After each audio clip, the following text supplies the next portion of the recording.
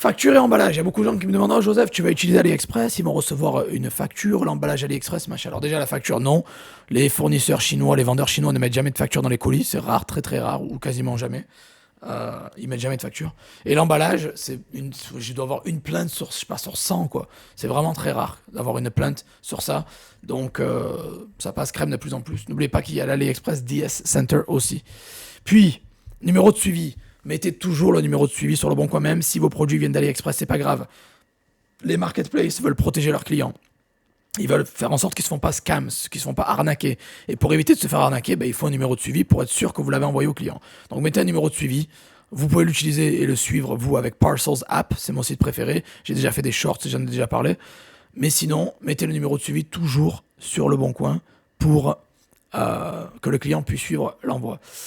Après, réclamation et litige. Si vous avez des plaintes, n'oubliez pas qu'en dropshipping, ce qui est magnifique, c'est que on est seulement un intermédiaire. Ça veut dire qu'on a acheté chez le fournisseur qui a envoyé au client. Si le client nous fait une plainte pour objet non reçu, on va faire une plainte pour objet non reçu au fournisseur. Le fournisseur nous fournit la solution, on transfère la solution au client, tout simplement. Vous n'avez pas besoin de stresser, de dire que vous allez perdre de l'argent, quoi. C'est pas comme ça que ça marche, je vous le dis.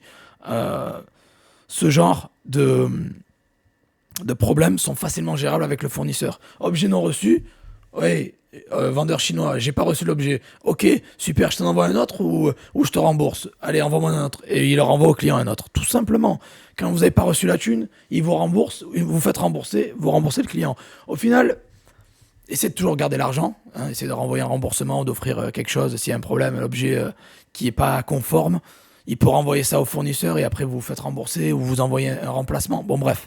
Le but, c'est de toujours essayer de garder l'argent. C'est le but.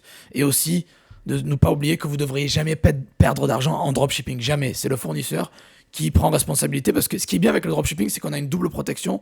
On a la protection acheteur et on a la protection vendeur, parce qu'on est à la fois vendeur et à la fois acheteur. Donc on est protégé dans tous les cas. Ok ? Vous ne devriez jamais perdre d'argent. Si vous galérez, suivez bien mes vidéos, mais écrivez-moi un message, je peux vous aider.